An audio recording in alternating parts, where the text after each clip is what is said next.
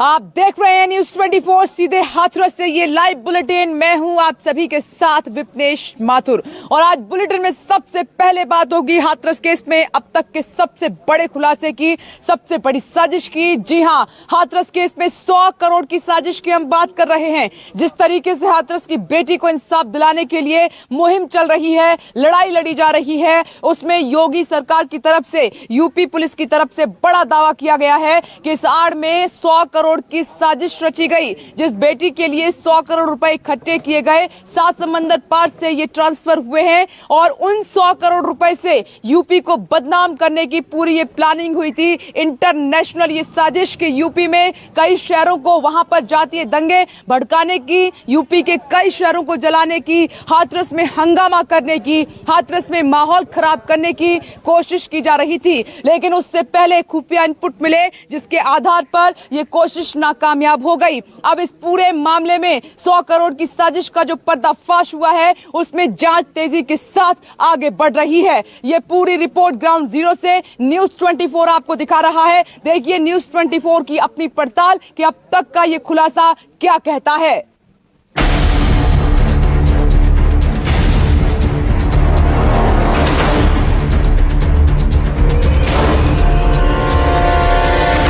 साजिश को सफल नहीं होने देंगे। ये सभी षड्यंत्रकारी बेनकाब होंगे। यूपी में दंगों की 100 करोड़ वाली साजिश।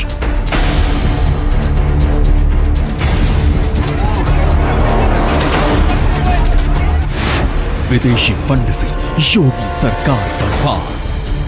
किसी की साजिश को सफल नहीं होने देंगे। ये सभी षड्यंत्रकारी बेनकाब होंगे।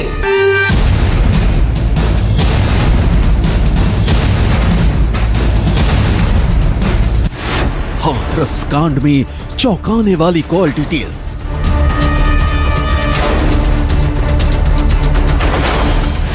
पीएफआई की दंगा ब्रिगेड के लैपटॉप में साजिश के सबूत।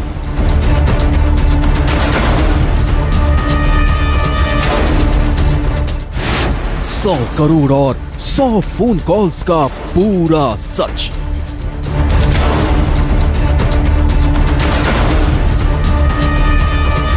यूपी के हाथरस में पीड़ित लड़की की हत्या के मामले में एक ऐसा सच सामने आया है जिसने सरकार के भी होश उड़ा दिए हैं।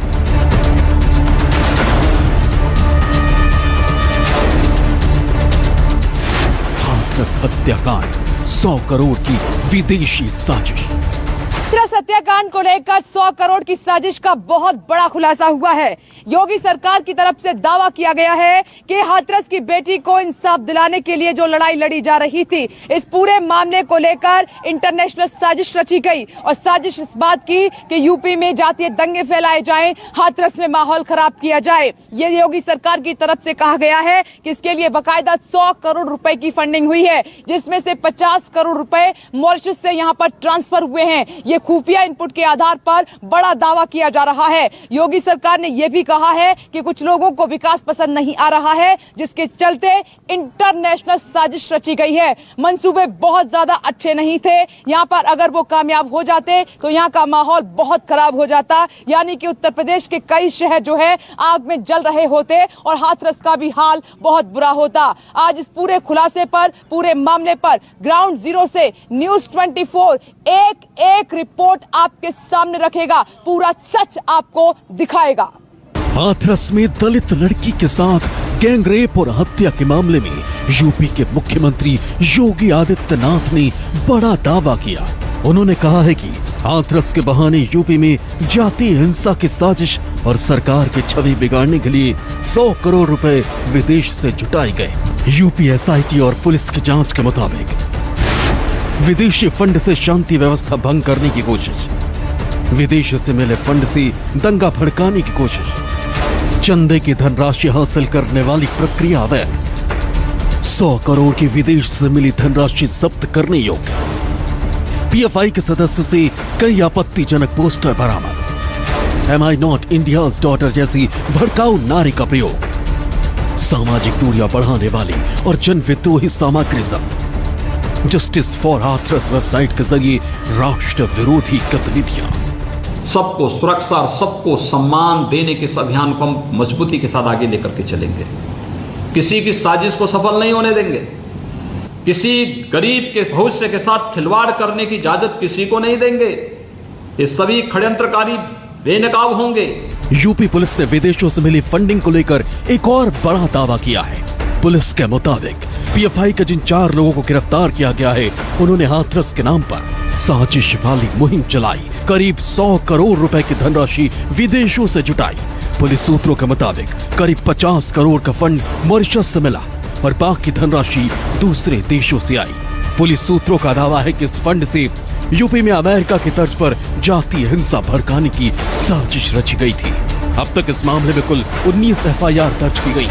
गलतफहमी पैदा करके ये लोग किस प्रकार का आडंबर करते हैं, किस प्रकार का पाखंड करते हैं, ये आपने विगत कुछ दिनों में इनके द्वारा किए जाने वाले, इनके द्वारा प्रायोजित होने वाले विभिन्न कार्यक्रमों के माध्यम से देखा होगा। हम सबको इसके प्रति सचेत रह करके कार्य करना होगा। कानूनन कार्रवाई भी सख्ती के साथ ऐसे तत्वों के साथ हम लोग करेंगे। हाथरस मामले में यूपी पुलिस के खुलासे के बाद ईडी भी इस बात की पड़ताल में जुट गई है कि आखिर 100 करोड़ की रकम कैसे आई। इस मामले में फीमा यानी विदेश से गैर कानूनी तरीके से रुपए भारत लाए गए या फिर हवाला के जरिए ये रकम लाई गई। क्या हाथरस कांड की आड़ में उत्तर प्रदेश को जाति हिंसा की आग में झोंकने की कोई साजिश रची जा रही थी? क्या इस साजिश को अंजाम देने के लिए विदेशों से भी फंड जमा किया जा रहा था? ये ऐसे सवाल हैं जिनके जवाब अब जांच एजेंसियां तलाश रही हैं और अगर ये सच है तो सरकार की ये भी जिम्मेदारी बनती है कि वो इस पूरी साजिश का खुलासा करे और जो भी दोषी हैं उन्हें गिरफ्तार कर उन्हें जेल की सलाखों के पीछे भेजा जाए। विदेशी फंडिंग के सबूत हाथ लगने के बाद जांच एजेंसियां पैसों से लेकर हिंसा की साजिश तक अलग अलग एंगल से जांच कर रही है। यूपी पुलिस और सरकार का दावा है कि हाथरस के चंदपा थाने में जातीय हिंसा की साजिश के कई सबूत मिले हैं और इस पूरी साजिश के सबसे बड़े सुराग पीएफआई द्वारा बनाई 2 वेबसाइट से मिलेंगे। वेबसाइट और लॉन्च करने का प्लेटफॉर्म किस उद्देश्य से बनाया गया? अब तक इस वेबसाइट से कुल कितनी धनराशि जुटाई गई? हाथरस के नाम पर बनी वेबसाइट से मिला पैसा कहां कहां गया? किन लोगों के खातों में विदेशों से आई धनराशि जमा की गई? विदेशों से मिला पैसा कैसे अलग अलग जगहों पर पहुंचा? हाथरस हत्याकांड के बाद जिस तरह से अचानक सब कुछ बहुत तेजी से हुआ, विरोध प्रदर्शन, राजनीतिक और सामाजिक संगठनों का जमावड़ा और पीड़ितों को इंसाफ के लिए सोशल मीडिया से लेकर सड़क तक तमाम तरह की मुहिम, इन सब के पीछे यूपी सरकार और जांच एजेंसियों को बहुत बड़ी साजिश नजर आ रही है। लखनऊ से मानस श्रीवास्तव के साथ राहुल प्रकाश और विप्रेश माथुर, न्यूज़ 24 हाथरस।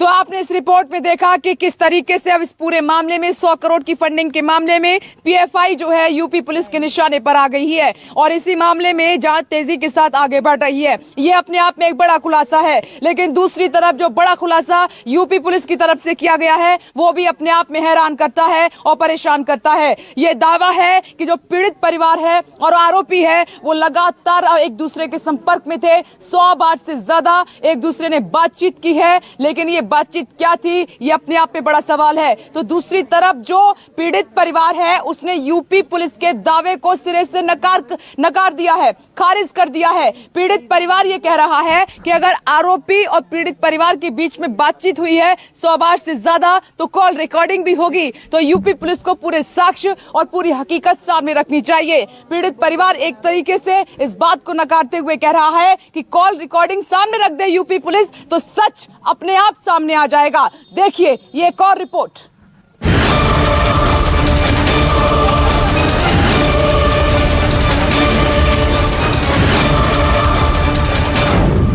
हाथरस कांड में चौंकाने वाली फोन कॉल्स। हाथरस हत्याकांड से पहले 104 बार किसने किया फोन? हाथरस कांड में कॉल डिटेल्स पर पीड़ित के सवाल। यूपी पुलिस की जांच में कॉल डिटेल पर कलह। हाथरस में दलित लड़की की हत्याकांड को लेकर यूपी पुलिस ने बहुत बड़ा दावा किया है। इसे लेकर पीड़ित परिवार सवाल उठाने लगा है। लेकिन पहले आपको दिखाते हैं कि यूपी पुलिस का वो चौंकाने वाला दावा क्या है। पीड़ित परिवार और मुख्य आरोपी के फोन की जांच की गई। 2 नंबर से एक दूसरे को 104 बार कॉल की गई। पीड़ित परिवार और आरोपी के बीच 104 बार कॉल हुई। आरोपी संदीप को पीड़ित के भाई के रजिस्टर्ड नंबर से कॉल आए। पीड़ित के भाई वाले नंबर और संदीप में 13 अक्टूबर 2019 से बात हुई। ज्यादातर कॉल चंदपा में स्थित सेल टावर से किए गए। चंदपा के सेल टावर पीड़िता के गांव के बहुत पास है। पीड़ित परिवार और आरोपी के बीच लगातार बात हुई। हाथरस केस में पीड़ित परिवार और आरोपी के बीच में कॉल रिकॉर्डिंग को लेकर बहुत बड़ा खुलासा हुआ है। जी हां, यूपी पुलिस ने इसमें दावा किया है कि पीड़ित परिवार और आरोपी के बीच में तकरीबन 100 बार बातचीत हुई है। लेकिन इस दावे को पीड़ित परिवार सिरे से खारिज कर रहा है। साथ ही उनका यह कहना है कि जो यूपी पुलिस दावा कर रही है, अगर उस बात में सच्चाई है, अगर पुलिस ये कह रही है कि पीड़ित परिवार और आरोपी के बीच में बातचीत हुई है, तो उसका कुछ सबूत भी होगा, उसकी कोई रिकॉर्डिंग भी होगी। तो इसीलिए पीड़ित परिवार चाहता है कि यूपी पुलिस रिकॉर्डिंग सामने रखे और सभी को सुनवाए। यूपी पुलिस ने हाथरस मामले पर कॉल डिटेल्स वाला जो खुलासा किया है, उसे लेकर पीड़ित के भाई ने असंतोष जाहिर किया। उसने यूपी पुलिस के दावे पर सवाल उठाते हुए कहा, मेरी कभी संदीप से बात नहीं हुई है। फोन नंबर पिता के नाम पर है, लेकिन आरोपी के साथ कभी बात नहीं हुई। परिवार को बदनाम करने और दबाव बनाने की कोशिश हो रही है। मेरी बहन तो अनपढ़ थी, फोन कहां से चलाती? अगर बात होती थी तो रिकॉर्डिंग सुनाई जाए। चारों तरफ से हम लोगों को दबाया जा रहा है। कमाल उत्तर प्रदेश की सरकार है, कोई भी काम समय सीमा के अंदर पूरा नहीं कर पाती है। हाथरस केस में 7 दिन के अंदर में एसआईटी को जांच पूरी करके देनी थी, जो नहीं दे पाई। अब 10 दिन का समय और मांग रही है। इसके मतलब सरकार और प्रशासन के बीच में कहीं ना कहीं कोई तो समस्या है, और ये समस्या उत्तर प्रदेश की जनता के लिए ज्यादा चिंता का विषय है। हाथरस की बेटी को न्याय समय पे ना मिल पाए, इस पूरे केस को ट्विस्ट करने के लिए भारतीय जनता पार्टी ने पहले एसआईटी बनाई, फिर उसको आनन फानन में सीबीआई को रिकमेंड किया केस को। पीड़िता के भाई का कहना है कि वो गाजियाबाद में रहता था। जब बहन के साथ ऐसी वारदात की जानकारी मिली तो वो अलीगढ़ आए, फिर अस्पतालों के चक्कर लगाते रहे। परिवार का आरोप है कि मामले में दोषियों को बचाने की कोशिश हो रही है। वहीं हाथरस हत्याकांड में जांच और पुलिस की रिपोर्ट का दौर तेज हो गया है। एसआईटी ने पीड़ित परिवार से दोबारा बातचीत की। एसआईटी ने पूछा, कोई बयान रह गया हो तो दर्ज कराएं। एसआईटी को 10 दिन में सीएम योगी को रिपोर्ट सौंपनी है। पीएफआई के गिरफ्तार 4 संदिग्धों पर मथुरा में एक और एफआईआर दर्ज। आप विधायक कुलदीप के खिलाफ केस दर्ज किया गया। विधायक कुलदीप कोरोना पॉजिटिव होकर भी हाथरस गए थे। बीजेपी के पूर्व विधायक राजवीर पर केस दर्ज किया गया। पूर्व विधायक राजवीर ने आरोपियों के पक्ष में पंचायत लगाई।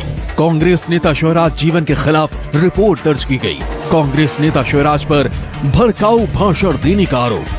4 गिरफ्तारियां मथुरा में हुई हैं। इसके पहले भी जब राम जन्मभूमि पूजन हो रहा था तो चरवल कस्बे से भी गिरफ्तारियां पीएफआई और एसडीपीआई के लोगों की हुई थी। इस तरह से सर्विलांस के माध्यम से हमारी सुरक्षा एजेंसियां हम पे नज़र रखे हुए हैं और जो विद्वेष फैलाने की कोशिश कर रहे हैं उस पर लगाम लगाने के लिए हम लोग पूरी तरह से कृत संकल्पित हैं और सजग हैं। हाथरस की घटना को लेकर मुख्य आरोपी संदीप के पिता का दावा है कि वो नार्को टेस्ट के लिए तैयार है। वहीं पीड़ित परिवार का कहना है कि वो पुलिस को सारी सच्चाई बता रहे हैं। ऐसे में नार्को टेस्ट की कोई जरूरत नहीं। बहरहाल हाथरस के मामले में पुलिस की जांच में कई और चौंकाने वाले खुलासे हो सकते हैं। राहुल प्रकाश और विपनेश माथुर, न्यूज़ 24, हाथरस।